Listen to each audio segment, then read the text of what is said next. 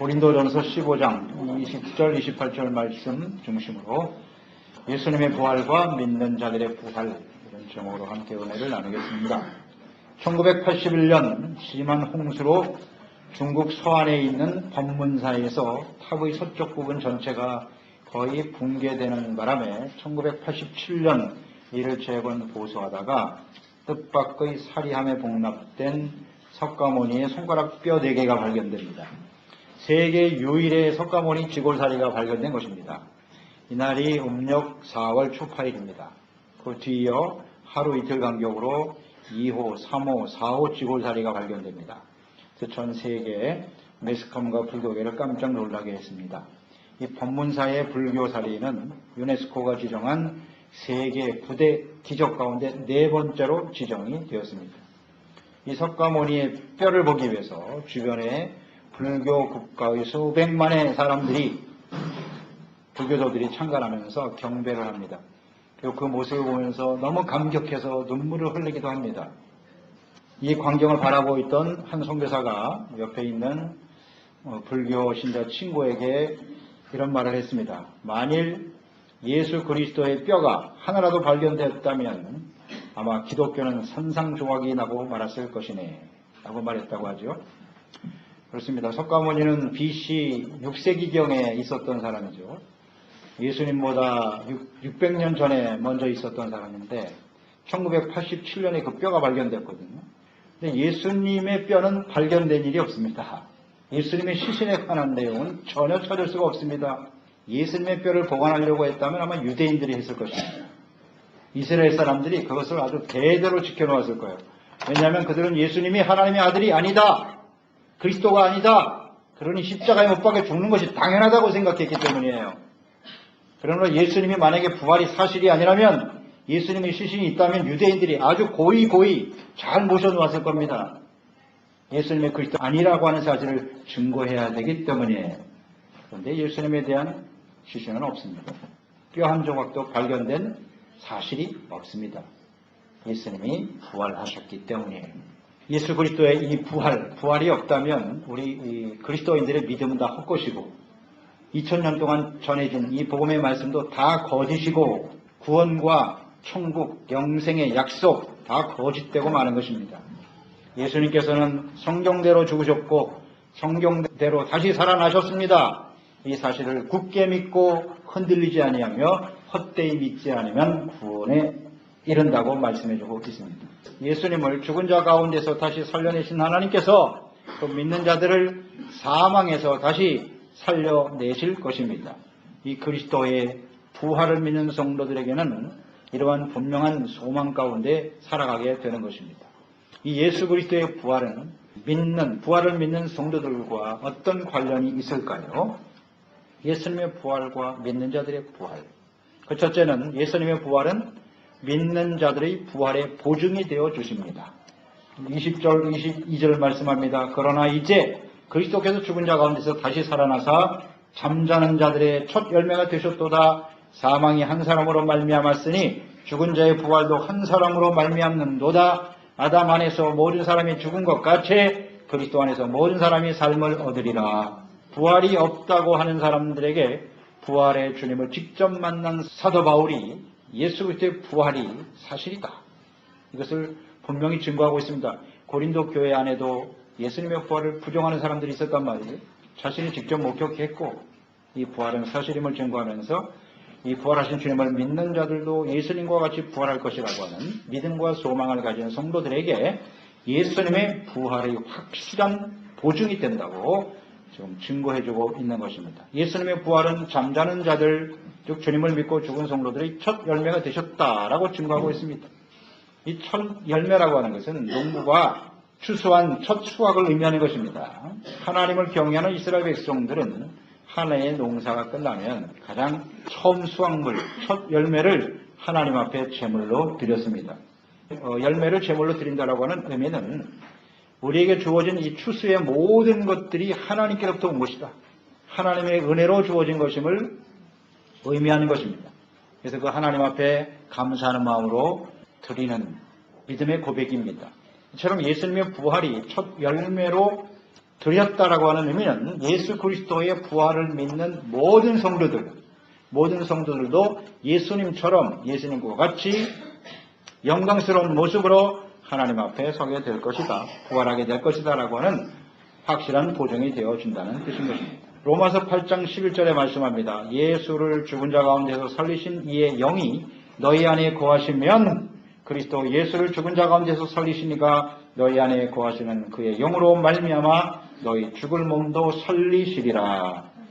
예수님의 부활은 죄로 말미암아 모든 사람들이 사망에 처해 있었으나 이제 모든 믿는 자들에게 용서가 되시고 의가 되시고 또 영원한 생명과 부활을 약속해 주고 계시는 거예요. 예수는 부활하여 지금도 하나님 보좌 우편에 계시고 또 예수께서 보내신 예수 그리스도의 영, 성령은 부활의 영이십니다.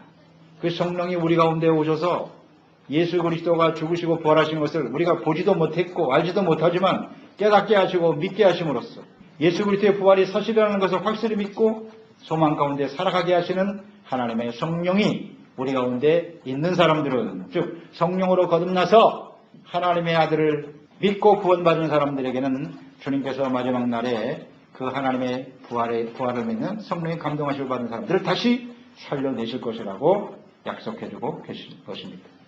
처음 사람은 아담입니다. 아담이 범죄함으로 인해서 모든 사람들이 죄와 사망에 처하게 되었습니다. 오늘 본문에도 말씀하고 있고 로마서 5장 12절에도 말씀합니다. 그러므로 한 사람으로 말미암아 죄가 세상에 들어오고 죄로 말미암아 사망이 들어왔나니 이와 같이 모든 사람이 죄를 지었으므로 사망이 모든 사람들에게 이르렀느니라. 아담이 범죄함으로 그 아담 이후에 태어난 모든 사람들은 죄인입니다. 사망 가운데 처하게 되었습니다. 그런데 이제 한 사람, 마지막 한 사람, 사람의 몸을 가지고 오신 하나님의 아들 예수 그리스도께서 우리의 죄를 위해서 대속하시고 죽으셨고 다시 살아나심으로써 모든 사람들이 부활하여 죄와 사망을 이기고 영원한 생명을 얻게 하신 것입니다. 예수님의 부활을 믿지 않는 사람, 예수님의 하나님의 아들이여 그리스도이심을 믿지 않는 사람들은 결코 죄와 사망에서 벗어나 영원한 생명을 얻을 수 없습니다. 예수님이 부활하시지 않았다면 그 누구도 하나님 앞에 영원한 생명을 얻을 수 없는 것입니다. 이것이 바로 예수님께서 부활의 첫 열매가 되셔야 하는 이유인 것입니다. 하나님께서 예수님을 이 땅에 보내주신 목적, 죄로 말미암아 사망에 처한 사람들을 죄사함받고 의롭다함을 얻고 하나님의 자녀가 되어 영원한 생명과 구원의 은혜를 받게 하시기 위해서 오신 것이죠. 사람들은 스스로 죄의 문제를 해결하고 그 사망에서 벗어날 수가 없습니다. 구원과 영생에 이를 수가 없습니다. 죄에 대해서 죽고 의에 대해서 다시 살아날 수가 없는 것입니다. 예수님께서 죄와 사망을 이기시고 다시 부활하심으로써 모든 사람들이 죄와 사망에서 다시 살아나 영원한 생명을 누릴 수 있도록 구원의 은혜를 베풀어 주신 것입니다. 예수님의 부활이 모든 성도들에게 구원과 영생의 확실한 보증이 되어 주시는 것입니다. 예수님을 살리신 하나님께서 예수 그리스도의 부활을 믿고 구원받은 사람을 다시 살려내실 것입니다. 예수님의 부활은 성도들에게 확실한 부활의 보증이 되는 것이죠. 두 번째는 예수님의 재림과 믿는 자들의 부활이 연결이 되어 있다는 것입니다. 23절에 말씀합니다. 그러나 각각 자기 차례대로 되리니 먼저는 첫 열매인 그리스도요 다음에는 그가 강림하실 때에 그리스도에게 속한 자요 그랬습니다. 당시 고린도 교회 안에는 부활을 믿지 않는 사람들도 있었습니다. 그리고 과연 부활이 언제 일어날 것인지에 대해서 궁금해하는 사람들도 있었습니다. 그래서 오늘 본문은 예수님의 부활과 성도들의 부활이 순서대로 이루어질 것이라고 말씀해주고 있습니다. 먼저 첫 열매이신 예수 그리스도, 예수님께서 먼저 부활하시고 그 다음에는 그가 강림하실 때, 예수님이 재림이죠. 다시 오실 것입니다. 강림하실 때 예수 그리스도께 속한 자들이 부활에 참여할 것이다 라고 말씀해주고 있네요. 그리스도께 속한 자, 로스케 손데 그리스도, 그리스도께 속한 자는 누굴까요? 매우 중요하겠죠. 이 그리스도께 속해 있는 사람은 예수님 재림할 때 부활의 영광에 참여하게 될 것이고 그리스도께 속하지 않으면 참여할 수가 없겠죠. 자, 그리스도께 속한다라고 하는 것은 일단 하나님께서 택하시고 부르신 사람들입니다. 우리가 스스로 그리스도께 속한 사람이 될 수는 없어요. 이것은 하나님의 절대적인 주권이고 하나님의 은혜로 되는 것입니다. 그리스도께 속한다라고 하는 것은 단순히 교회 안에, 교회 다니는 사람들을 의미하는 건 아니에요. 교회 안에도 그리스도께 속한 사람이 있고 그렇지 않은 사람이 있어요. 그리스도께 속한 사람은 첫전 하나님의 택하시고 부르심입니다. 그런 사람들은 예수님이 하나님의 아들이요 그리스도라는 사실을 믿게 돼요. 예수님이 우리의 죄를 위해서 십자가에 죽으셨고 예수님이 다시 부활하셨다는 사실을 확실히 믿는 사람들이에요. 그게 마음대로 믿어지나요? 단순히 머리로 믿는 사람이 아니고요. 마음 중심으로부터 이걸 믿고 깨닫게 돼요. 우리가 지난 시간 묵상에 말씀 나눴습니다. 예수 그리스도의 부활을 믿는 사람은 삶에 분명한 변화가 일어난 사람들이에요. 변화가 없는 사람은 그건 부활의 주님을 믿지 않는 거예요. 부활은 죽고 사는 겁니다. 죄에 대해서 죽고 의에 대해서 다시 사는 거예요. 내가 주인 노릇하며 살던 삶은 죽고 하나님이 나의 삶의 주인이고 예수님이 나의 삶의 주인이라고 하는 분명한 삶의 변화가 있는 사람들이에요. 이게 부활을 믿는 사람들이죠. 그런 사람이 바로 그리스도께 속한 사람이에요. 그리고 예수님은 이 땅에 다시 오실 것이다. 이것을 굳게 믿고 다시 오실 주님을 위해서 의와 거룩함과 진실함으로 빛된 삶을 살아가는 사람들, 예수님을 위해서 자신의 삶을 드리고 예수님 우리 주인이니까 주님의 말씀에 순종하고 주님과 함께 고난을 받고 주님을 증거하고 주님을 닮아가고자 하는 사람들, 그 사람들이 그리스도께 속한 사람들이에요. 그런 사람들은 영광스러운 모습으로 주님을 맞이하게 될 것입니다. 고린도전서 15장 24절 보세요. 그 후에는 마지막이다. 두 번째가 그리스도께 속한 사람이고 후에는 마지막인데 그가 모든 통치와 모든 권세와 능력을 멸하시고 나라를 아버지 하나님께 바칠 때라. 이 세상 마지막이죠. 이 세상 마지막 때에 예수님의 재림과 부활과 심판이 일어나게 될 것이라고 말씀해주고 있습니다. 예수님의 재림과 그리스도께 속한 자들이 부활하고 또 예수님께서 그 나라를, 이 세상 나라를 하나님께 드리는 거예요. 그리고 하나님의 나라가 이 땅에 온전히 이루어지는 겁니다.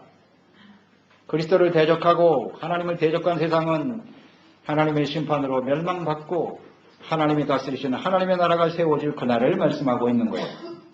그때 어떠한 일이 일어날 것인고 먼저 통치, 권세, 능력들이 멸망을 당하게 된다. 이렇게 말씀하셨네요. 이것은 여기 이 사람들은 하나님을 대적한 사람들이에요. 예수님의 복음과 구원을 거부하고 불신하는 세상의 권력을 가진 사람들이죠. 그리고 그 배후의 역사는 악한 원수 마귀입니다. 이들은 부활을 믿고 증거하는 주님의 신실한 성도들을 끊임없이 핍박하고 미혹해왔어요. 부활은 사실이 아니야. 예수만 믿어야 구원받는 건 아니야. 거짓말이죠. 지금도 역사하고 있습니다. 그런데 예수님께서 재림하시는 날 이들은 완전히 괴멸될 것이다 라고 말씀해 주고 있고요. 비로소 하나님의 나라가 온전히 이루어질 것을 분명히 증거하고 계십니다. 요한계시록 20장 1절로 3절에 보면 또 내가 보매 천사가 무저갱의 열쇠와 큰 쇠사슬을 그의 손에 가지고 하늘로부터 내려와서 용을 잡으니 곧 옛 뱀이요 마귀요 사탄이라 잡아서 1000년 동안 결박하여 무저갱에 던져놓고 잠그고 그 위에 임봉하여 1000년이 차도록 다시는 만국을 미혹하지 못하게 하였는데 그 후에는 반드시 잠깐 놓이리라. 그렇습니다. 주님께서 이 땅에 강림하신 재림하시는 날 원수마귀 사탄을 하나님께서 괴멸시킬 것을 말씀하고 계세요. 그들이 먼저 멸망을 당하게 될 것이고 둘째는 사망이란 원수가 멸망을 당하게 된다. 25절 26절 그가 모든 원수를 그 발 아래 둘 때까지 반드시 왕노릇 하시리니 맨 나중에 멸망받을 원수는 사망이니라. 멸망한다라고 하는 이 원어의 의미는 효능을 상실하다라는 뜻을 갖고 있어요. 그러니까 예수님께서 재림하시고 세상을 심판하시고 하나님의 나라를 온전히 이루시는 날 사망은 더 이상 사람들에게 효능을 발휘할 수 없다. 그런 뜻입니다. 아담과 하와가 범죄함으로써 우리 인간에게 주어진 사망, 죄의 삭슨 사망이에요. 죄를 지면 죽는다 그랬어요. 선악을 알게 하는 나무의 열매를 따먹지 말라는 것은 하나님의 뜻이에요. 명령이에요. 그 명령을 내가 어기면 죽는다 그랬어요. 죄란 무엇이냐? 하나님의 명령을 불순종하는 거죠. 간단하죠. 하나님이 어떤 분이신지도 모르고 하나님의 명령이 뭔지도 모릅니다. 그것 자체가 죄입니다. 자기 생각대로 사는 거니까요. 그래서 아담과 하와가 결국 범죄함으로써 사망이 찾아왔어요. 모든 사람들은 이 사망이라고 하는 중요한 의미는 하나님과 우리가 분리되어지는 거죠. 더 이상 하나님을 알 수 없게 됐어요. 영이 죽어버린 거예요. 몸은 살아있는데 영이 죽어서 하나님을 인식하지 못하고 모든 사람은 다 그렇게 태어나죠. 그렇게 살아갑니다. 하나님이 계시다고 아무리 얘기를 해줘도 안 들어요. 믿어지질 않아요. 보는 것만 믿고 자기의 생각에 옳은 대로만 믿는 것이죠. 죄 가운데 사는 사람들, 그 결과는 역시 사망이에요.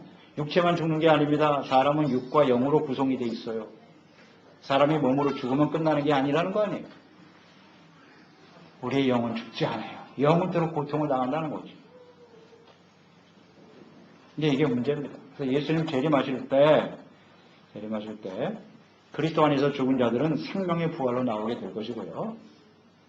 그렇지 못한 주님께서 많은 시간을 두고 회개하고 구원받을 수 있는 기회를 주셨으나 듣지 않고 거부한 사람들은 심판의 부활로 나오리라 영원한 사망에 처하게 되는 것입니다.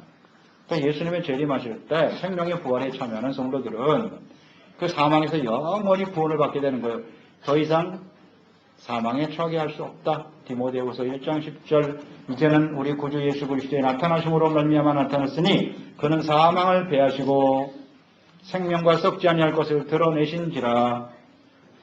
계시록 20장 14절 사망과 음부도 불못에 던져지리니 이는 둘째 사망 곧 불못이라 했어요. 둘째 사망이 있어요. 사람이 몸으로 한 번 죽고 또 한 번 죽는데 그것이 바로 영적인 사망은 그곳에는 영원히 죽지도 않아 죽을 수도 없어요. 그냥 계속 고통을 당하는 거예요.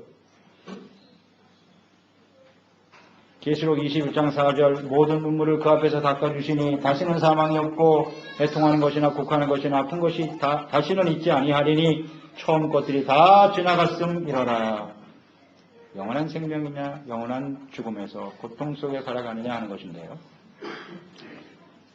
이 사망이라고 하는 것은 죄의 결과로 찾아온 것이죠. 다가온 것이기 때문에 예수님께서 재림하셔서 이 생명의 부활에 참여한 성도들과 함께 다스리시는 그날까지 이 땅에 살아가는 동안에는 그 사망의 대단한 능력을 발휘하게 되는 거예요. 세력을 떨치지만 예수님께서 재림하시는 날 영원히 멸망받게 될 것이다. 사망은 이제 완전히 사라져요. 그래서 영원한 생명과 구원 가운데 살아가게 될 것을 말씀해주고 있습니다. 이게 분명합니다. 이 세상에 있는 사람들 부활이 없다고 다 믿는데요. 자기가 믿고 싶은 대로 믿는 것뿐이고 하나님께서는 분명히 말씀합니다. 이 땅에 태어난 모든 사람은 반드시 부활해요. 두 가지로. 하나는 악을 행하는 자는 심판의 부활로, 선을 행하는 자는 생명의 부활로 나오는 거예요. 심판의 부활로 나오는 사람은 둘째 사망에 처하게 됩니다. 그러나 예수 그리스도의 부활, 이 부활에 참여한 사람들에게는 사망이 없어요. 사망이 없습니다. 예수님께서 부활하신 몸 그대로 신령한 몸이시죠. 죽으셨으나 다시 살아나셨잖아요. 제자들에게 나타나 보이셨죠. 그런 신령한 몸으로 영원토록 주님과 함께 살아가게 된다. 그러나 더 이상 사망이 없어요. 이것이 바로 주님의 약속입니다. 끝으로 세 번째 이 말씀을 통해서 우리가 깨달을 수 있는 것은 예수 그리스도의 복종으로 이루어질 하나님의 나라의 영광과 소망에 대해서 말씀하고 있죠. 27절로 28절 보세요. 만물을 그 발 아래 두셨다 하셨으니 만물을 아래 둔다 말씀하실 때에 만물을 그의 아래 두시니까 그 중에 두지 아니한 것이 분명하도다. 만물을 그에게 복종하게 하실 때는 아들 자신도 그때에 만물을 자기에게 복종하게 하시는에게 복종하게 되리니 이는 하나님이 만유의 주로서 만유 안에 계시려 하심이니라. 자, 이 말씀이 무슨 뜻이냐면 인류의 죄를 위해서 십자가에 죽으시고 부활 승천하신 예수님, 지금 하나님 보좌 우편에 계시죠. 근데 그 예수님이 다시 오셔서 재림하실 때 예수님께서 이제 만왕의 왕으로 오셔서 다스리시는 이 하나님의 나라가 온전히 임하게 될 것이다. 하나님께서 이 세상을 다스리시는 이 하나님의 나라를 다스리는 모든 권세를 누구에게 주셨는가 하면 예수님께 주셨다는 겁니다. 예수님께 이 권세를 주셨다고 말씀하셨어요. 그래서 모든 만물들이 다 예수 그리스도 앞에서 복종하도록 하셨다는 겁니다. 마태복음 28장 18절에 주님이 말씀하셨죠. 예수께서 나와 말씀하여 이르시되 하늘과 땅의 모든 권세를 내게 주셨다라고 말씀하셨죠. 하나님이 예수님께 맡기셨는데 그 예수님께서 모든 나라를 다스릴 수 있는 권세를 가지신 예수님이 이제 마지막 때 예수님의 재림을 통해서 세상이 심판되고 하나님이 나라를 온전히 이루게 될 때 그 하나님 앞에 만유의 주가 되시는 하나님 앞에 자기의 모든 것을 복종하여 드리게 된다. 예수님도 하나님 앞에 복종하는 이 관계를 통해서 이 하나님의 나라와 뜻이 성취될 것이라는 걸 말씀하는 거예요. 그래서 에베소서 1장 20절로 22절에도 보면 그런 말씀이 있어요. 그의 능력이 그리스도 안에서 역사하사 죽은 자들 가운데 다시 살려내셨고 하늘에서 자기의 오른편에 앉히사 모든 통치와 권세와 능력과 주권과 이 세상뿐 아니라 오는 세상 일컫는 모든 이름 위에 뛰어나게 하시고 또 만물을 그 발 아래 복종하게 하시고 그를 만물의 교회로 삼으셨다. 자, 예수님이 이처럼 모든 만물들이 그 주님 앞에 복종할 수 있도록 하나님의 권세를 주셨는데, 자, 이런 모든 과정이 무엇을 통해서 이루어졌냐면 예수님께서 하나님 앞에 복종하고 순종하심으로써 이루어진 일이라는 것입니다.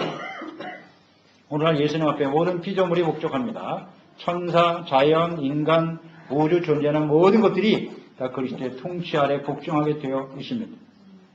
예수님께서는 공생 기간 동안에 이것을 충분히 보여주셨어요. 말씀 한마디로 풍랑이 잠잠하게도 되고 자연도 움직이지 않습니까? 그 예수님 말씀 앞에 모든 것이 복종하게 되어 있어요. 오직 순종하지 않는 것은 완악한 사람들 뿐이었죠. 주님이 말씀하실 때 죽은 사람도 살아나고 다 순종했지만 사람들만 순종하지 않았어요. 그러니까 이 모든 일들이 예수님께서 하나님께 복종하심으로써 이루어졌다. 즉 만물을 하나님 발 아래 두신 일이라고 하는 것은 이 세상 모든 사람들이 예수 그리스도 앞에 복종하고 그리스도를 통해서 예수님의 그 죽으심과 부활을 통해서 생명과 구원을 얻게 하실 이 모든 일들이 예수님이 하나님 앞에 온전히 복종을 통해서 이루어진다. 즉 하나님의 아들이 친히 십자가에서 죽으셨다. 이 죽으심의 복종이겠죠. 이 가장 큰 중요한 말씀이죠. 예수님은 죽기 위해서 오신 분이에요. 죄가 없으시지만 우리에게 영원한 생명, 부활의 영광과 생명을 주시기 위해서 친히 자신의 몸을 내어주시고 복종하셨다는 뜻이에요. 그렇게 하심으로써 모든 사람들이 그 발 앞에 복종하게 되고 하나님의 나라의 영광에 참여하게 될 것이다. 즉 예수님께서 만유의 주가 되시는 하나님께 복종하심으로써 모든 인류에게 영원한 생명과 구원의 길을 활짝 열어놓으신 것이죠. 예수님의 십자가의 죽으심과 부활을 믿고 재림과 영광스러운 생명의 부활을 소망하는 사람들, 그 사람들은 오늘날 그리스도께 속한 사람들이고 그것은 철저하게 예수님에 복종하신 것처럼 오늘도 우리는 하나님께 복종하는 사람들이 되어야 하는 거예요. 하나님의 말씀 앞에 자기의 모든 생각과 뜻을 쳐서 복종하는 사람들, 그런 사람들이 예수님이 다시 부활하여 하나님 보좌 우편에 앉으신 것처럼 오늘날도 영광스러운 모습으로 부활하여 하나님 앞에 서게 될 것입니다. 주님과 함께 왕노릇하게 될 것이라고 주님께서 말씀해주고 계시거든요. 예수님의 복종으로 이루어진 하나님의 나라. 예수님의 그 복종, 십자가의 죽으심이 복종인데 그 복종에 하나님은 부활의 능력으로 나타나셨고 하나님 보좌 우편에 앉는 영광의 모습으로 나타나셨습니다. 그러니까 오늘 예수 그리스도의 부활을 믿는 사람들, 주님과 같은 모습으로 살아가는 거예요. 분명 예수님이 부활이 모든 믿는 자들에게 부활의 확실한 증거가 되었지만 우리가 그리스도께 속한 자로서 하나님의 부활에 참여하는 사람이 되기 위해서는 예수님처럼 복종함으로써 주님을 따르는 사람이 되어야 한다는 것입니다. 하나님의 나라와 하나님의 나라, 하나님의 다스림이지 않습니까? 하나님의 다스리시는 하나님의 말씀 앞에 온전히 복종하고 순종함에 따르는 사람들이 되어서 영광스러운 모습으로 주님 앞에 설 수 있어야 될 것입니다. 주님이 약속하셨어요. 요한계시록 22장 3절로 5절. 다시는 저주가 없으며 하나님과 그 어린 양의 보호자가 그 가운데 있으리니 그의 종들이 그를 섬기며 그의 얼굴을 볼 터이요 그의 이름도 그들의 이마에 있으리라. 다시 밤이 없겠고 등불과 햇빛이 쓸데없으니 이는 주 하나님이 그들에게 빛이심이라. 그들이 세세토록 왕노릇 하리로다. 주님이 약속하신 말씀이죠. 여기서 그들은 누구입니까? 그를 섬기며 예수 그리스도를 섬기며 그의 종이 되어 종은 복종하는 사람들이에요. 예수님께 복종하고 순종하는 사람들이겠죠. 그런 사람들은 주님의 얼굴을 보게 된답니다. 그의 얼굴을 볼 터이요 그의 이름도 그들의 이마에 있으리라. 그리스도께 속한 사람들 이마에 주님의 이름이 새겨진답니다. 그런 사람들이 생명의 부활에 참여하게 되는 거예요. 이 증거가 어디에서 나타나느냐? 예수님의 부활로 증거된다는 겁니다. 그러니까 예수님이 부활하시지 않았다면 이 모든 것은 다 헛거가 되는 거예요. 성경은 사실이 아니고 거짓이고 성경을 믿고 주님을 섬기는 사람은 아무것도 아니라는 겁니다. 그러니 우리가 이처럼 예수님을 보지도 못하고 알지도 못하는 우리들에게 예수 그리스도가 하나님의 아들이요 우리의 죄를 위해서 죽으시고 부활했다는 사실을 믿을 수 있다고 하는 것. 이게 얼마나 큰 은혜인지 아시겠습니까? 아직도 이 사실이 긴가민가하다. 내가 보지 않으니 믿을 수 없다. 분명히 말씀드립니다. 그런 사람은 아직 거듭나지 못한 사람입니다. 그건 인간의 지식으로 이해가 되는 부분이 아닙니다. 아무리 내가 믿으려고 애써서 되는 것도 아니에요. 하나님의 은혜가 임하고 주의 성령이 감동되어 비로소 깨달을 수 있는 거 아니겠습니까? 오늘 이 부활에 관해서 우리가 말씀을 나눴는데 중요한 질문입니다. 이게 정말 믿어지느냐 안 믿어지느냐. 이게 무슨 한 종교적인 행위로 하나의 교리로 내가 받아들이는 건지 정말 솔직하게 나에게 질문해 봐야 돼요. 내게 믿어지지 않는다면 말이죠. 하나님 앞에 진지하게 기도하시기를 바랍니다. 하나님이여 예수 그리스도의 죽으신 것 부활이 진정 나의 심령 속에 깨달아지고 그것이 나의 삶의 변화로 나타나고 하늘의 영광의 소망의 그날을 바라보면서 살아갈 수 있도록 지혜와 은혜를 베풀어 주옵소서. 그러면 반드시 하나님께서 응답해 주시겠지요.